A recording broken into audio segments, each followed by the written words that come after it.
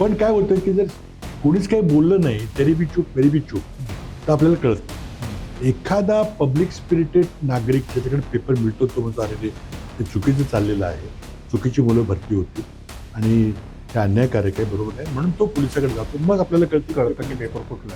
आणि आता एक असा शिक्षण मंत्री पाहिजे जो विद्यार्थ्यांचा विश्वास संपादन करू शकेल, त्याला एक राष्ट्रीय व्यक्तिमत्व असेल किंवा जो सरकारची भांडून शिक्षणावरचं बजेट वाढवून देईल किंवा नीट व्यवस्थेमध्ये आमूलाग्र बदल घडेल.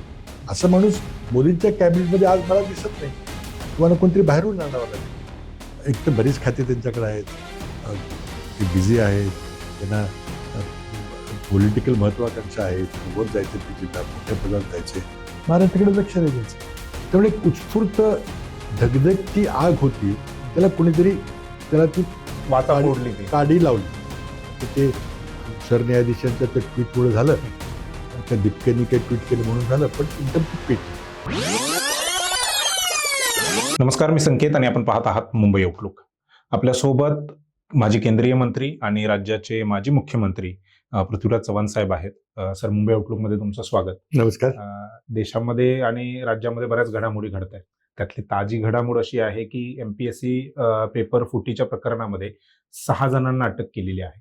एकतर ह्या पेपर फुटीच्या प्रकरणाकडे तुम्ही कसं बघता? म्हणजे MPSC झालं, नीटचा पेपर, त्यावरून जो राष्ट्रीय स्तरावरती जो काही गोंधळ उडाला, त्यानंतर TETचं पेपर फुटला महाराष्ट्रामध्ये, त्या प्रकरणाकडे कसं बघताय? हे पहा, पेपर फुटीमध्ये इतका मोठा रिस्क टू रिवॉर्ड रेशो आहे. भीती काही नाही. चुकून पकडला गेला तर 1 कोटी रुपयाची फी घेणारे वकील तुम्हाला लगेच सोडवतात. प्रॉसिक्युशनकडे सरकारी वकील असतात, DGP वगैरे, ते काही साधी माणसं असतात, ते काही टिकत नाहीत. आणि ते जर कॉम्प्रोमाइज झाले तर मग तुम्ही पुरावा गोळा करत नाही, काही नाही. 2024ला नीटचा कायदा होता, तरी पण पेपर फुटला. त्या माणसाला काय झालं का तो सुटला सगळा. आता तुम्ही नवीन कायदा केले, काही होणार नाही. प्रत्येक पेपर फुटतो, प्रत्येक. एका मुलाने सही आधी काढलेली आहे.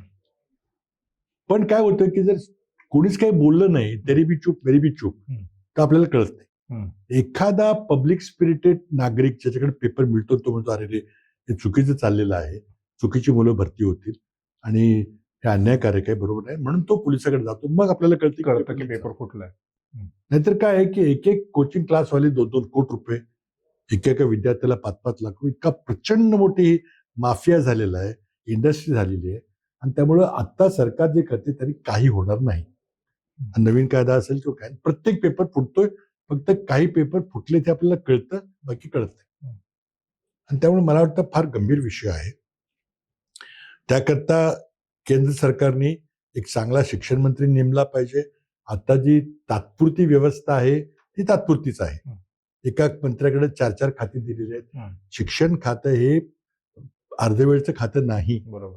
आणि आता एक असा शिक्षण मंत्री पाहिजे जो विद्यार्थ्यांचा विश्वास संपादन करू शकेल, त्याला एक राष्ट्रीय व्यक्तिमत्व असेल किंवा जो सरकारची भांडून शिक्षणावरचं बजेट वाढवून घेईल किंवा नीट व्यवस्थेमध्ये आमूलाग्र बदल घडेल. असा माणूस मोदींच्या कॅबिनेटमध्ये आज मला दिसत नाही. तुम्हाला कोणतरी बाहेरून आणावं लागेल. कोणाला आणतात माहिती नाही, पण मला वाटतं की मोदींच्या कार्यकाळातला सर्वात मोठा निर्णय तुम्ही कॅबिनेट रिशफलमध्ये काय करणार आहे. आम्ही ऐकतो की आपल्या माणसाला महाराष्ट्रातून येणार आहे वगैरे, पण आम्हाला नाही चालणार. सगळे पेपर आज MPSCचं तुम्ही आता सांगितलं, त्याच्या आधी नीटचे सगळे सूत्रधार कुठं होते? बरीचशी माणसं. तो एक कोचिंग क्लासवाला लातूरचा होता, एक पुण्याचे पेपर सेटर होते. तुमच्या नाकाखाली सगळं चालेल, तुम्ही काय करताय? तुम्ही आता दिल्लीत जाऊन व्यवस्था सुधारणार आहात का? आम्हाला देवेंद्र फडणवीस दिल्लीला गेले तर आमची काय हरकत नाही, पण शिक्षण खातं नको किंवा निर्मला सीतारामन नको. काहीतरी चांगला कोणतरी आणा तर काहीतरी होईल, तरी आंदोलन पेटत जाईल. आता MPSCचं एक्झॅक्टली काय झालं माहित नाही, काही लोकांना पकडलेलं आहे, पण हे चालू राहणार. कारण इतका प्रचंड फायदा आहे. आता मला सांगा, आपल्याकडे ड्रग्सच्या विरुद्ध कायदे थांबले का? बरोबर. खुनाच्या विरुद्ध फाशी शिक्षा होती, थांबले का? पण शिक्षा झाली पाहिजे, ती होत नाही ना. आणि एकाही माणसाला पेपर फुटीबद्दल शिक्षा झालेली नाही. ह्या आपल्या व्यवस्थेचा दोष आहे, तो दुरुस्त केला पाहिजे. बरोबर.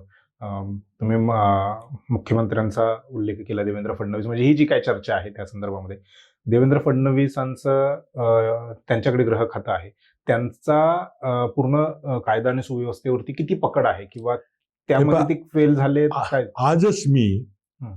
लोकसत्तेमध्ये एक लेख लिहिला. हं. आता तुम्ही पहा, तो लेख काय आहे, तर नॅशनल क्राईम रेकॉर्ड्स ब्युरो हा केंद्र शासनाच्या गृह मंत्रालयाचा वार्षिक अहवाल असतो की देशात किती गुन्हे घडले, त्या गुन्ह्याची वर्गवारी काय आहे. हं. आणि मी त्या अहवालाचा आधार घेऊन फक्त महाराष्ट्रामध्ये महिला आणि बालकांच्या जे गुन्हे घडतात त्याची माहिती फक्त सरकारी आकडेवारी दिली. बरोबर. महाराष्ट्राची आकडेवारी शॉकिंग आहे. हं.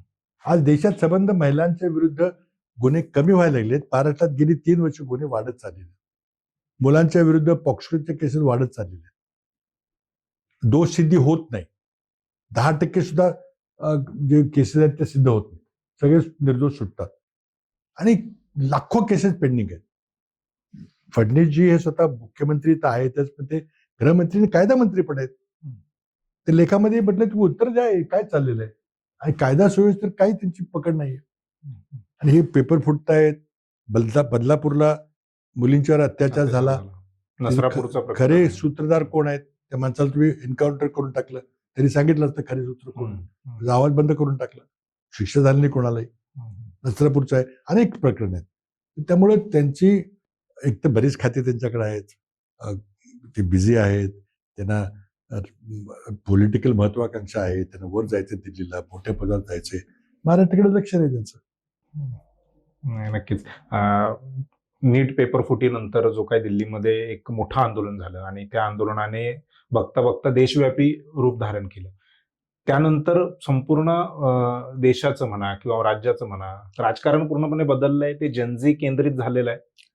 हे पण काय झालं की आपल्या देशात अनेक आंदोलन झाली, पण ती कोणातरी पोटापाण्याचा विषय होता, कुठं जातीचा होता, कुणा ओबीसीचा होता, कुठं नवनिर्माण समितीचं गुजरातमध्ये झालं, मंडलचं झालं, पण शेतकऱ्यांचं हरियाणा पंजाबमध्ये झालं.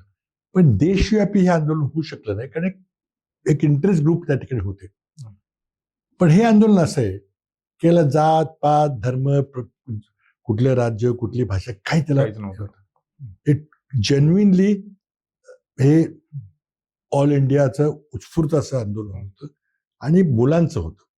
हा वर्ग कधीही जुन्या आंदोलनामध्ये आपल्याला दिसला नाही जगामध्ये. तसे आरोप पण त्यांच्यावर झाले की ते फार जास्त पॉलिटिकली बोलत नाही किंवा काय. तर त्यामध्ये बरेचसे जगात आंदोलन होतात, पण अशा प्रकारचं विद्यार्थ्यांचं आंदोलन पण फार पाहिलं नव्हतं. कोण काय झाले होते, पण हे झालं कारण शेवटी हा नीट पेपर फुटीचा जरी प्रश्न असला तरी शेवटी नोकरीचा पोट्या पडण्याचा प्रश्न आहे. मला नीटमध्ये जर पारदर्शकपणे प्रवेश मिळाला तर मी डॉक्टर होईन, माझे आयुष्य सुधारेल.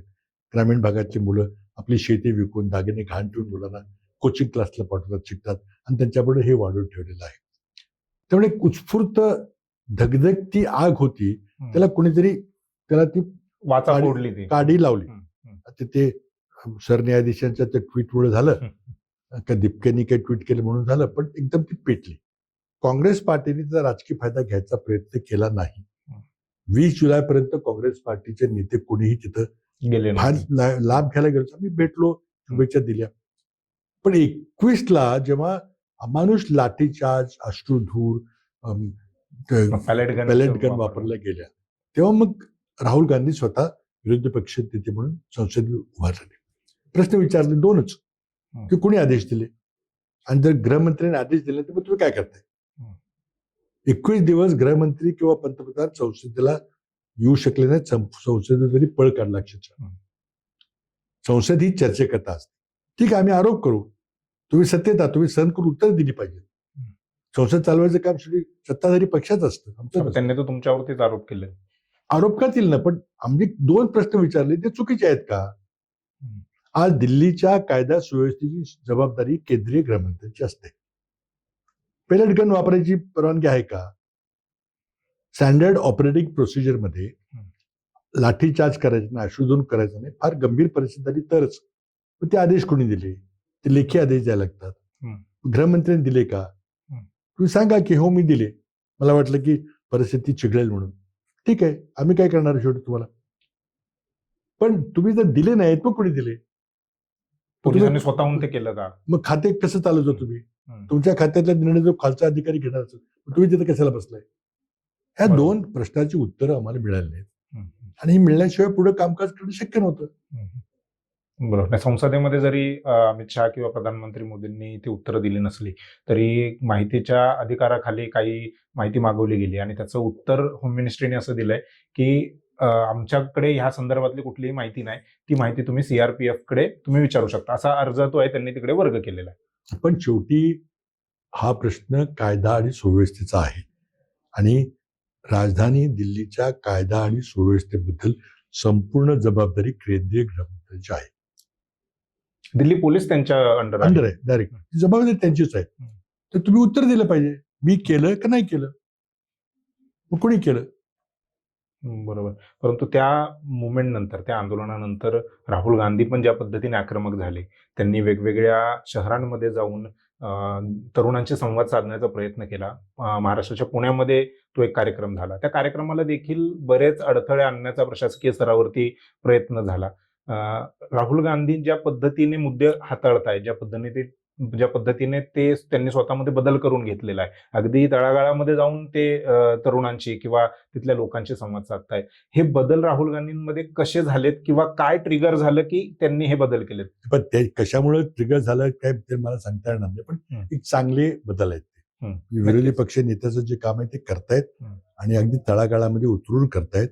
त्यांनी छात्रांची गुंज नावाचा कार्यक्रम हाती घेतलेला आहे आणि विद्यार्थ्यांच्या प्रश्नाला वाचा फोडतात. शेवटी विद्यार्थी मोठा वर्ग आहे, मतदारांचा, नागरिक आहेत त्या देशाची, भावी पिढी आहे ती. 60% जेनझीच आहेत. आणि आता तुम्ही त्यांना अडथळे आणताय एका बाजूला, दुसऱ्या बाजूला मोदी रात्री 12 वाजता उठून इंस्टाग्रामवर रील करतायत, तिकडे मोहन भागवत लोकांना बोलवून काहीतरी कार्यक्रम घडवून आणतायत आणि आम्ही जेनजीशी बोलू शकतो असं दाखवतायत. म्हणजे अनेक विरोधाभास आहेत. त्यांचे काही पदाधिकारी मात्र म्हणतात की देशद्रोही लोक आहेत, म्हणजे त्यांच्यात काय अगदी त्यांच्या खासदार जे आहेत कंगना राणावत, ते म्हणाले गटरछाप जनरेशन आहे वगैरे. ते आहे. पुन्हा तुमचे अतुल लिंबासारखी सुशिक्षित माणसं हे देशद्रोही म्हणतात किंवा तुमचे बीजेपीचे अध्यक्ष म्हणतात. तर म्हणजे मला वाटतं मोहन भागवतांना काय म्हणायचं त्यांनी ते आपल्या पदाधिकारी आधी सांगावं, मग जनतेशी संवाद साधावं. पण बीजेपी इज इन पॅनिक. ज्या प्रकारे नरेंद्र मोदी संवाद साधायचा प्रयत्न करतायत, मोहन भागवत करतायत, राहुल गांधींचा कार्यक्रम आहे त्याच दिवशी त्या क्षणाला भाजपाची कार्यकारिणीची बैठक होते, ती लाईव्ह टीव्हीवर दाखवतात. म्हणजे राहुल गांधीची मीटिंग ते कोणी पाहू नये, त्याच्यावरती ब्लॅकआउट व्हावा म्हणून. त्याच वेळेला देवेंद्र फडणवीस नागपूरमध्ये काही मीटिंग घेतात. म्हणजे हालचाल तर चालू आहे, चांगली गोष्ट आहे, चर्चा चालू आहे. आणि सगळ्यात महत्वाची गोष्ट आहे की युवकांनी हे आंदोलन हातात घेतलेलं आहे. ज्या प्रकारे सोशल मीडियाचा वापर झाला, मला वाटतं जगात कुठं अशा प्रकारचा वापर झाला नसेल. आणि अक्षरशः मोदींना सळोका पळो करून सोडलेलं आहे. त्या सोशल मीडियामुळे ते इतकं वर गेले, त्या सोशल मीडियाने त्यांना सळोके पळो करून सोडले. इतकंच काय, त्यांचा सोशल मीडियाचा जो प्रमुख होता त्याची हकालपट्टी करावी लागली, शिक्षण मंत्र्याला राजीनामा द्यावा, मोठा विजय आहे. जे राजकीय पक्षाला जमलं होतं ते मुलांनी करून दाखवलं. माझा तोच प्रश्न होता की 10-12 वर्षामध्ये विरोधी पक्षांना जे काही जमलं नाही ते 1.5 महिन्याच्या आंदोलनामध्ये तरुणांनी जमलं म्हणण्यापेक्षा यांनी केलंच नाही, दादच दिली कोणाची. नैतिकतेचा काही संबंध नाही. युपीए सरकारमध्ये आरोप झाल्यावर 7 मंत्र्यांनी राजीनामे दिले. विलासराव देशमुख असतील, आर पाटील, म्हणजे शिवराज पाटील असतील, केंद्रीय मंत्री बन्सल, अश्विनी कुमार, कलमवाडी, म्हणजे आम्ही नुसते आरोप झाले. आता ते सगळे आरोप निरर्थक होते असं सिद्ध झालं. त्यावेळेला ठपका आल्याबरोबर आम्ही राजीनामा दिले ना. काही राजनाथ सिंग म्हणतात आम्ही काही युपीए सरकार आहे का राजीनामा द्यायला, पण आता द्यायला लावले मुलांनी, फार मोठी गोष्ट आहे. आणि त्यामुळे पुढच्या राजकारणामध्ये काय घडेल काय सांगतात ते. बरेचशी हालचाल चालू आहे, पक्षांचे इकडून तिकडून चालले, फोडाफोडी चाललेली आहे. आप फोडलं, टीएमसी फोडलं, उबाटा फोडलं, आणखी फोडायचं म्हणतायत, ते काय चालले माहिती नाही. आणि महाराष्ट्रात देखील काही केंद्रीय नेतृत्वामध्ये काही मंत्रिमंडळामध्ये बदल झाला, महाराष्ट्रातलं कोण गेलं तर त्यावेळी काय सांगता येत नाही. परंतु ज्या पद्धतीने तुम्ही म्हणताय की राहुल गांधींनी स्वतःमध्ये बदल करून घेतलेत आणि ते बदल सकारात्मक आहेत, परंतु त्या प्रमाणामध्ये काँग्रेस बदलली आहे का, काँग्रेसचे नेते बदलले? काँग्रेसला त्यांनी कार्यक्रम दिलेला आहे आणि काँग्रेस का ते आता आमचा कालपासून नाशिकमध्ये सर्व महाराष्ट्रातल्या जिल्हा काँग्रेस अध्यक्षांचं शिबिर 10 दिवसात चालू आहे. त्याला स्वतः राहुल गांधी येणार, मी पण जाणार आहे. चाललंय आमचं प्रशिक्षण चाललंय, तयारी चालली, कशा प्रकारे अजूनही क्लिअर ऍक्शन प्लॅन तयार झालेला नाही. बरं. तर झाला असेल तर राहुल गांधी अजून दिलेलं नाही. हं. आम्ही करू ते वेळ येईल तसं. बरं. परंतु एकट्या राहुल गांधींचे म्हणजे वन मॅन आर्मी असं झालंय का राहुल गांधींचं? असं नाही, शेवटी नेता हा नेता असतो हं. आणि बाकीच्यांनी फॉलो करायचं असतं. तर ते मला वाटतं जेव्हा प्लॅन ऑफ ऍक्शन देतील तेव्हा हं. सगळे आमचे सगळे कार्यकर्ते उतरून पडतील. हं. आता पुण्याच्या मिटिंगला बोलवलं, सगळे आले तळागाळाचे माणसं. हं. तिथे खूप मुली आल्या, खूप विद्यार्थी आले. बरोबर. उद्या ते नाशिकला पुन्हा येतात परत काँग्रेसच्या अध्यक्षांना संबोधित करण्याकरता. ते फिरतायत, आता करतायत. आता अशा रुमर्स ऐकतायत आम्ही की बहुतेक लोकसभेचं इलेक्शन एखादं वर्ष लवकर घेतील का काय. आता हे कॅबिनेट रिशफल कसं होईल, अर्थव्यवस्थेची फार अडचण निर्माण झालेली आहे. बदल करणार का? काही नावं ऐकतोय मी की बाहेरची कोणतरी माणसं आणतील शिक्षण मंत्री पदाकरता. तो काय होतंय ते. बरं. 2029च्या निवडणुकीची किंवा त्याला घेऊन कशी तयारी काँग्रेस करते? म्हणजे फक्त राहुल गांधींचे विषय एका बाजूला. आमच्या दृष्टीनं आम्ही 2027च्या निवडणुकाच्या 6 राज्याच्या आहेत त्याला महाविकास आघाडी किंवा इंडिया आघाडी म्हणून आम्ही पुढे जाणार. ते येतील ते जातील ते सोडून जातील. आणि आम्ही प्रयत्न करून, मला वाटतं की राम मंदिरच्या चोरीचा प्रश्न असेल, अगदी मोदींची अमित शहाची निवडलेली ट्रस्टीची माणसं होती त्यांनी जी चोरी केली तो प्रश्न उत्तरेमध्ये फार महत्वाचा आहे. किंवा नीटचं आंदोलन आहे, मुलांच्या नोकऱ्याचा भवितव्याचा विषय आहे. आणि त्यामुळे ह्या ज्या प्रकारे बिहार आणि मध्य प्रदेशच्या पोटनिवडणुकीमध्ये यश आलं आम्हाला, भाजपचा पराभव झाला, त्यामुळे हा देशामध्ये एक वातावरण बदलतंय आणि त्याचा परिणाम आम्हाला 27च्या निवडणुकीमध्ये दिसेल असं मला वाटतं. उत्तर प्रदेश आणि सगळ्यात विधानसभा पंजाब आहे, उत्तर प्रदेश आहे, सगळे दिसेल. आणि त्याची परिणती मग पुढच्या येणाऱ्या लोकसभा निवडणुकीत निश्चित होईल. आणि त्याकरता मग मी ती चर्चा ऐकलेली आहे की कदाचित एखादं वर्ष लवकर सुद्धा घेण्यात येईल. म्हणून त्यांना परिसीमन, त्याला डिलिमिटेशन म्हणतो, ते करून सगळे मतदारसंघ आपल्या सोयीचे करून घ्यायचे. तोही विषय एका बाजूला चाललेला आहे. एक शेवटचे 2 प्रश्न. एक तर मुख्यमंत्री असताना कोणता असा एखादा निर्णय किंवा एखादी अशी गोष्ट जी तुम्ही केली आणि आजपर्यंत तुम्हाला असं वाटतं की ती अभिमानास्पद आहे तुमच्यासाठी? मी बरेच निर्णय घेतले, एकच नाही बरेच निर्णय घेतले. आणि त्यामुळं किती सांगू तुम्हाला, मी आरोग्य खात्यामध्ये ॲम्ब्युलन्स सेवा सुरू केली. मी राजीव गांधींच्या नावाने विमा योजना सुरू केली, जी आज महात्मा फुले योजना चाललेली आहे. मी शेतकऱ्यांच्या, आम्ही ज्या जमीन शेती महामंडळाकरता गेलं त्या शेतकऱ्यांना परत दिल्या. महिला धोरण 3 आणलं, वृद्धांचं धोरण आणलं. आम्ही अंधश्रद्धा निर्मूलन कायदा केला, गुटखाबंदी कायदा केला. म्हणजे इतक्या गोष्टी आहेत की बऱ्याच गोष्टी आम्ही चांगल्या केल्या. प्रसिद्धी आमची नाही झाली. इन्फ्रास्ट्रक्चरची मुंबईत आम्ही कामं केली. नंतर आम्ही औद्योगिक केंद्र सुरू करण्याकरता दिल्लीत म्हणते आता मी इथं नॅशनल मॅन्युफॅक्चरिंग झोनची निर्मिती औरंगाबाद आणि नागपूर करता केली. आम्ही इन्फ्रास्ट्रक्चरमध्ये काम केलं.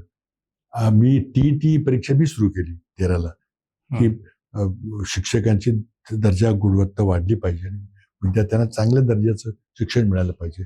पण आज दुसऱ्या बाजूला जिल्हा परिषद शाळा बंद होताना दिसत आहेत आणि सगळी मुलं जिल्हा परिषदची मुलं काढून खाजगी महागड्या शाळेमध्ये टाकतात. कारण अपयश आहे फार मोठं सरकारचं. आणि आज जो मी लोकसत्तेमध्ये लेख लिहिलेला त्यामध्ये कायदा सुव्यवस्थेची त्यात मांडलेली केलेली अनेक गोष्टी आहेत. तिथं आम्ही सिंचन घोटाळ्याबद्दल आम्ही चर्चा केली की पुन्हा घडू नये. आम्ही राज्य बँकेचं बोर्ड बरखासून राज्य बँक वाचवली. अनेक निर्णय त्याबद्दल बोलता येईल. एक अशी गोष्ट किंवा एक असा निर्णय जो आज तुम्ही सत्तेत असता तर तो वेगळ्या पद्धतीने करता आला असता? मला वाटतं मराठा आरक्षणचा, मुस्लिम आरक्षणचा प्रश्न होता, तुम्ही केला, सोडवला आणि आम्ही लागू केलं. आणखी मला वाटतं विस्तृत चर्चा होऊन त्याला मार्ग निघाला असता. पण आम्हाला त्यावेळेला जे योग्य वाटलं आम्ही ते केलं. पण बाकी बऱ्याच गोष्टी, शिक्षणावरचा खर्च वाढवायला पाहिजे होता, पुन्हा आरोग्याचा खर्च आहे तो खूप वाढवायला पाहिजे होता. आता वाटतं की त्यामध्ये आपण करायला पाहिजे होतं.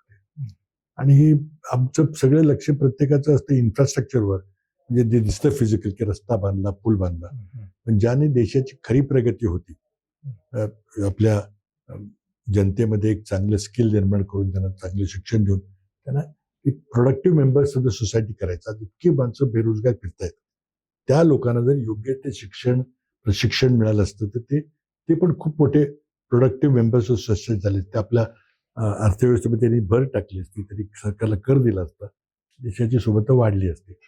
पण ते होऊ शकलं नाही. आणि बाकी मग काही यश आलं, काही आलं नाही. मला खूप समाधान आहे मी जे काही केलं. बरं, खरं तर शेवटचा प्रश्न बोललो, पण आणखीन एक प्रश्न तुमच्या परवानगीने. नजीकच्या काळामध्ये कोणते असे राजकीय भूकंप होऊ शकतात? कारण एप्स्टीन फाईलचा विषय तुम्ही भारतामध्येच आणलात, त्यावरून एक वेगळी चर्चा सुरू झाली. असे कोणते राजकीय भूकंप आहेत की नजीकच्या काळामध्ये होऊ एप्स्टीन शकतात? फाईलचा विषय संपलेला नाही. हम्म. तो आपल्या देशातला नाही, तो अमेरिकेतला अमेरिकेतला विषय. विषय. आणि अमेरिकन संसदेने कायदा केलाय की एप्स्टीन फाईल ट्रान्सपरन्सी कायद्याखाली सगळे कागदपत्र खुले करायचे.